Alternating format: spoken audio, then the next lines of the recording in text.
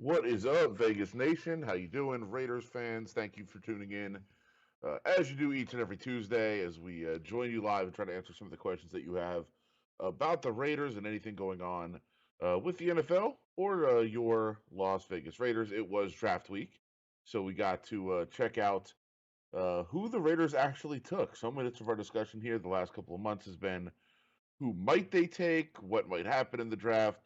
Now we've got some actual draft picks to talk about. We got some of your questions to answer, and of course, you can throw questions our way during this stream as well, right up here on the YouTube link. Had a lot of questions about who the Raiders drafted, and in in particular, the talk of value, which is actually one of my favorite subjects around the draft. But it's also a very complicated matter. So I know it's kind of tricky to get into, and really it's an abstract subject because in the end, we talk so much about value when it comes to the NFL draft, but we also don't really know what it means uh, because it's a very complicated and complex matter, really. So we'll get into that a little bit, but first, kind of just address who the Raiders selected in the draft and what each pick kind of means as we go along, and then get into some of the more specific questions as we go. As I said, throw it up here in this YouTube link if you have questions as we are live. So let's just go kind of down the list a little bit in terms of the draft picks. You start in the first round. The Raiders did select an offensive tackle, which I kind of expected all along. I know that there was some going back and forth, and in the final mock draft, we actually had him taking a defensive tackle because we were just going best available player at that point. The Raiders did choose to fill a need. They believe it's also the best player that was available on their board. But if you go back and look at our final mock draft, one of the things we said was expect this to be a player from a big school. Because while everyone says that the Raiders are unpredictable, that they kind of go off the board. Nobody really knows who they're going to take. That is true to an extent, but we have seen patterns develop, especially since Mike Mayock got there, and John Gruden has had one extra draft without him before. But uh, for the most part, what we have seen out of the Gruden Mayock team is that they may take a guy that is considered a quote unquote reach, but they are usually going to take a guy that comes from a very well established program. They love the guys from Clemson, love the guys from Alabama, love the guys from Ohio State. Schools that are well established, where you know you're going to get a high level athlete that was coached very well and that was challenged at the highest levels of college football. That's one of the things they've talked about a lot with Alabama and Clemson guys, where it's not just that they are on a great program, but it's that week in and week out, every single game, they're tested and coached well, and they're put to the test on the highest stage. So they're playing in those playoff games in college. They're playing against the other best teams in the country, and that's what they like about those guys from Alabama and Clemson. So should it have been that much of a surprise when the Raiders did select an offensive tackle that it was Alex Leatherwood, who was the best offensive tackle on Alabama for the last couple of seasons? No, it really shouldn't have been that much of a surprise. Now, I know that there was higher rated guys. I personally, if it was my choice, it would have been between Christian Darrisaw and Tevin Jenkins at that pick. Those were the guys that I thought were more highly rated, that project better to the NFL level.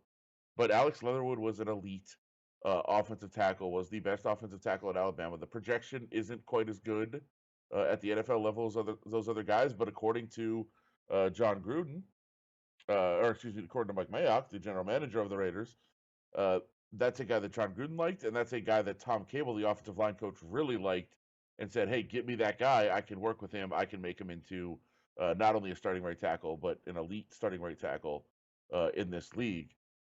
And that's kind of how they came to the decision on that pick. So while it was, the subject of a lot of debate and even mockery, I know we heard, Mike Mayock refer to the fact he knew it was going to be, quote, controversial because he saw the reaction of some of the draft guys. I know the ESPN radio broadcast, if you listen back to it, their reaction was just laughter. Um, Probably not the best reaction. I don't think it was warranted because I think I understand where this pick came from, even though I do believe it was a reach, and I think they could have traded back and still selected him, and I don't think it was great value on any of those things. I don't think it was completely ridiculous either. I understand where the draft pick came from. Leatherwood was the best of the players in college. Um, when he was tested at the highest level, that's what we saw out of him.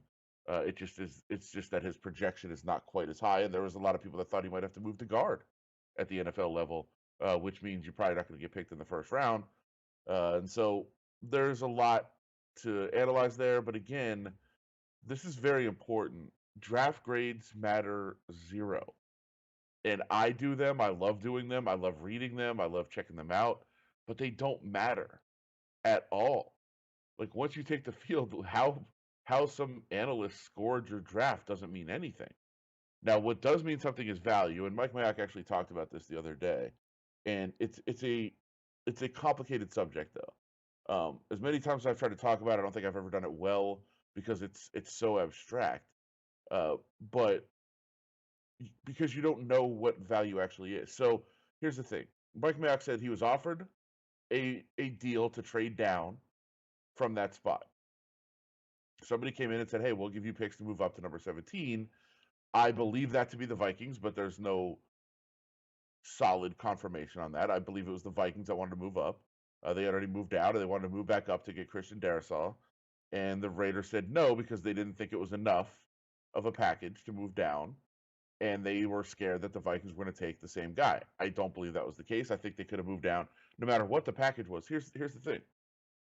No matter what it was, if it was, say, a 7th round pick, and that's all it was to move down, if that's what the offer was, and you still could have got Alex Leatherwood at the new spot, then it's a really, really bad decision by the Raiders, no matter what. No matter what. It doesn't matter if Alex Leatherwood ends up being the greatest player in the NFL in the history of the NFL. If you could have got an extra pick to move down and still selected him, then that was a really, really, really bad decision by the Raiders. And I know that, you're like, wait, but if he's that good, why would it matter? Well, it matters because the draft is all about value. And Mike Mayock said this. He said part of his job is to understand where the value is. Now, the flip side of this is that you will never know. You'll never know if they could have actually gotten him if they traded down. It's never going to be known. It's always just going to be a speculated upon thing. And just because the boards at like Pro Football Focus and ESPN and CBS and NFL Network and all those boards kind of suggested that it would have been fine and you still would have gotten your guy and nobody would have taken him and that it was a reach and all of those other things, it doesn't mean that that was true. It doesn't mean that you could have traded down and gotten him. So while it would have been a bad decision no matter what, if you still could have gotten him, you also will never know if you still could have gotten him. So that's the really convoluted and crazy and abstract part of this whole thing that I think is important to understand in terms of what draft value means. So you move on to the second round, and there's no debate about the Raiders pick in the second round. It was basically a steal. The Raiders, kind of sat back and waited. They needed a free safety. There was a lot of talk going into the draft that Trayvon Merrick was the best fit in terms of their defense, and they didn't take him in the first round. They were waiting and waiting and waiting, and they got to a point in the second round where they said, okay, it's not going to cost a whole lot. We're going to move up. We're going to make our move, and we're going to go get him because he's still available. And they did that. And I think a lot of credit needs to be given to the Raiders for being patient and waiting, not having to give up too much, but striking while they could and moving up and getting Trayvon Merrick. So as bad as the first pick was kind of looked upon and graded, there was no negative reaction whatsoever to that second pick because it was how the board is expected to be played, how people look at the draft in terms of what you're supposed to do to get value and to get the right guy and to get the best fit and everything else. And I think the Raiders did a tremendous job with that pick. And now they bring in Trayvon Merrick to, I don't think he's going to be handed the starting job like Alex Leatherwood was at right tackle, where Mayock just came out and said, hey, he's our starting right tackle from day one. I don't think Merrick's going to be the same way necessarily. You think he's going to have to battle, but I do think he'll be the starter eventually at free safety, and I think he's going to be a very impactful player for a long time. He just fits the scheme so well. He will be, it's more of a one deep safety where Jonathan Abram or whoever starts at the strong safety side will be more in the box. He'll be playing the run game. He'll be up around the line of scrimmage, taking advantage of those traits that he does have, that he does do well, keeping him out of coverage for the most part, and letting him just go make plays around the line. And then Merrick is the deep safety guy, who's more of the ball safety, who will be able to make plays in the deep secondary. And that's what he's done really well throughout his college career. 2 straight years he led all of the Power Five in college football in pass breakups and passes defense. He can just go get the ball and make a play on it. That's what he does well, and that's what he'll be asked to do in this system. So I think a really good pick. I think a pick that is going to really make this defense better. And then it also filled a need. And what that did, after they filled two needs with those first two picks, it allowed the Raiders some flexibility to then go say, okay, let's just go get the best available defensive player at every spot here the rest of the draft. And what I think they did, based on kind of reviewing their draft a little bit, I don't necessarily think they went and tried to pick the best defensive player available in every round. I think they went out and just tried to find somebody who had a specific trait. If somebody has an identifiable trait, that's kind of the way that they were going with the rest of these picks. And I think as it played out, that started to become pretty clear, especially starting with Malcolm Koontz, their next selection. They pick him in the third round at number 79. They had those back-to-back picks there. And Malcolm Koontz is pretty much a one-dimensional player at this point in his career. He can just go get the quarterback, and it's really impressive on tape. Some of his rush moves, the way he is able to get to the quarterback. I know they talked about he has a spin move. He has a good power move to the inside. He's also got a kind of a fake spin move, which he put on a couple of times in college. He can just go get the quarterback. Can he play 3 downs? Can he play against the run at this point? Probably not. That's not really where he's at. I think they could add some strength and they can make him into that guy. But for right now, they said, hey, is there a guy that can just go get the passer? And for them, that was Malcolm Koontz. And I think that's what they were doing with selecting him. And I feel like that will go down as a pretty good selection, because I think you can put him out there on third down, just like you can with Max Crosby, and just say, go get the quarterback. And I think they'll be much more effective at doing that, and he'll help in that regard. Divine Diablo from Virginia Tech. Interesting pick. I think the identifiable trait there, he's got really good size. He's got some speed. I don't know how they're going to use him. He could be a safety at the NFL level like he was in college, but I don't think he projects that way. I think he projects more as a linebacker. This is very similar to me. This is a similar pick to Tanner Muse from last year, a guy who played a different position in college in the ACC also, but who probably projects more at the linebacker spot. Probably will play a lot of special teams, but we'll see if they can use those traits that might not be projectable to the NFL at safety, but might make him a really, really good linebacker prospect. And it's going to be a process. I don't think it's going to happen right away. But I think down the road, that's the goal for him, is to try to make him a linebacker and play him at that level in the pros, and see if he can be kind of that hybrid type player that can just be kind of an athlete on the defensive side and just go, just go make plays and not really worry about what a position is. I think that's kind of where they're at right now with him, and then eventually down the road probably be a linebacker for him. Tyree Gillespie, the kid from Missouri, pretty clear what he is. He is the Jonathan Abram role. That role we just talked about with Abram, the safety in the Gus Bradley defense that can just play near the line of scrimmage, play in the box, go make plays, go be physical, make plays in the run game. That's Tyree Gillespie, and I think it's a little bit of a challenge to Jonathan Abram to say, hey, we've got a guy that is very similar in skill set to you. He's going to be, developing, and if it doesn't work out with you at some point down the road, he is kind of that understudy, and that guy that could step in when uh, you know, that's kind of his role, to develop that way and be that next guy that can play that position with Jonathan Abram. And I think that was where that pick was going, a guy that can be the depth, the young depth at that spot, maybe a practice squad guy to start, and then really develop into that role. Nate Hobbs is a very, very he's an impressive combine guy at corner.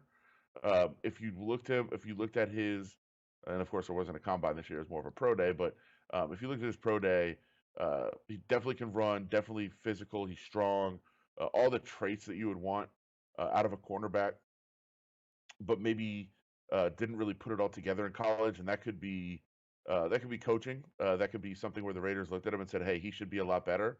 We can coach him into being a lot better."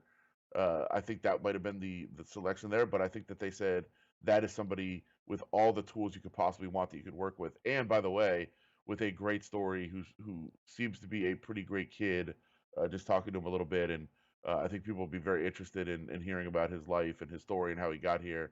And he just seems so genuine about his appreciation just for even being drafted and being a part of this. So definitely will be a fun story to monitor. It's not a fun story, but he's a fun story to watch as he tries to make the transition to the NFL. And I believe that he does have the skill set to become a really good corner. It just didn't really always show up on tape at the college level. And then same thing with Jimmy Morrissey, who I think is a really intriguing pick for them in the seventh round, the final selection that the Raiders made. He was a walk-on at Pitt, made himself into a very, very accomplished player, even if he's not the most talented. He's not going to stand out much the way Nate Hobbs does kind of stand out in terms of the measurables. Jimmy Morrissey's not going to be that guy, and he's not going to stand out with the flash. He's just a really good player who made himself into an elite level player just through the hard work, and wasn't really that um, nothing handed to him certainly in the on the football field.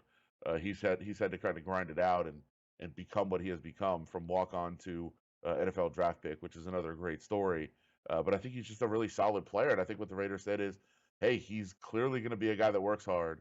We've seen it all throughout his college career. We've seen him make it to this level just through hard work, and I think the Raiders were looking at him and saying, hey, if he continues to work at that level, then really anything's possible for him. He can work himself into being a very good player at the NFL level after working himself into that level in college. Again, limited.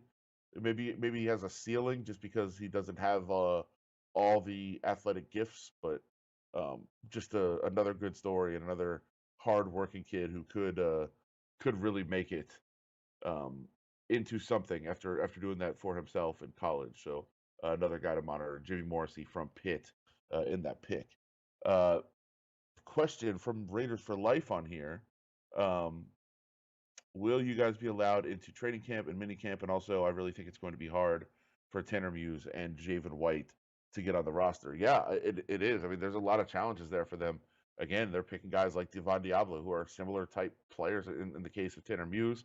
And Javen White was a guy last year who was an undrafted rookie, who, local kid, UNLV kid, who um, made plays all over the field at UNLV. And I think the Raiders saw the same thing I did from covering UNLV, is that he was just going to be, um, all over the field. No matter where you put him, he's going to figure out a way to go make plays, and that's what they wanted to see from him. I think there's a spot for him and for Tanner Muse, possibly. But you're right. Like, there's a lot of competition now for those same type of players, and that was what the Raiders wanted. I mean, they went from having like barely any of those type of guys on the roster to now having a lot of them, and they're trying to develop something here in the linebacker core behind those starters, and they're hoping some of these guys develop, but they're bringing in more and more competition, which I think it is going to be difficult for them to make it. But we know about both those guys, in particular Javen, from being local. They're going to do what it takes to try to compete, and I think they're going to welcome that competition. And will you guys be allowed into training camp and mini camp? Mini camp is probably very questionable. Um, I would say training camp is a yes, but we don't know for sure yet. Last year we were allowed on the field for training camp, so we'd go out there, very limited time period, but we'd be out there for about 15 minutes at the beginning, and we were allowed to be in there. I think it'll be a more extensive, more open training camp this year. Especially, we'll see what they do, but I believe they'll probably require vaccination records and go through all those types of situations. Last year it was testing every day, and we still couldn't be anywhere near anybody. So this year, I would think we're going to be closer, because I think it's going to be 100% capacity at the stadium. And if that's the case, it's going to be hard to justify not being around at practice. But I think they'll probably still continue to fight that, because they probably enjoyed last year not having us in the locker room every day.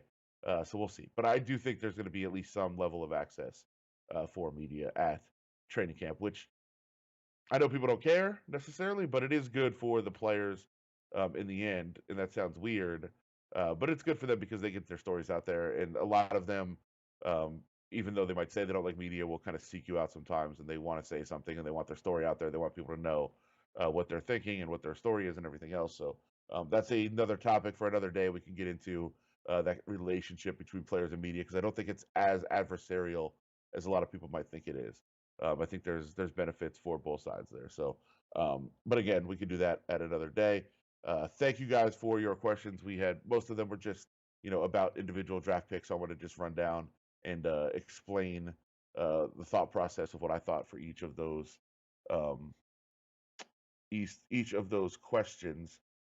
So yeah, again, throughout the week, through Vegas Nation, hit us up on the app, on the website, Facebook, hit me up on Twitter, Adam Hill, VRJ, any of the members of the Vegas Nation staff here at the Review Journal. And we'll get, you know what? I'll try to save that question, Raiders for Life, for next time because it is a good one and it's more complicated, I think, than we have time for it here as we wrap things up. Again, appreciate it. Every Tuesday, one of us will be here to answer your questions and to whatever you want to know about the Raiders and about football in Vegas, everything else. Let us know. There's so many ways to hit us up throughout the week. Like I said, that Vegas Nation app certainly among the best, and get the newsletter now too. That is coming out each and every week, kind of detailing all the stories that we are working on and have put out there, anything you may have missed. So subscribe to the Vegas Nation newsletter, hit up the Vegas Nation app, and follow us on Twitter, all the socials, everything else. But that'll do it for everybody back at the studio, for the entire Vegas Nation team here at the Review Journal. Thank you guys so much. We'll talk to you again very soon, and hope you enjoyed our draft coverage, which was insane. We put a lot of stuff out there, but we thank you guys for reading it and checking it out and watching it and listening to it and everything else.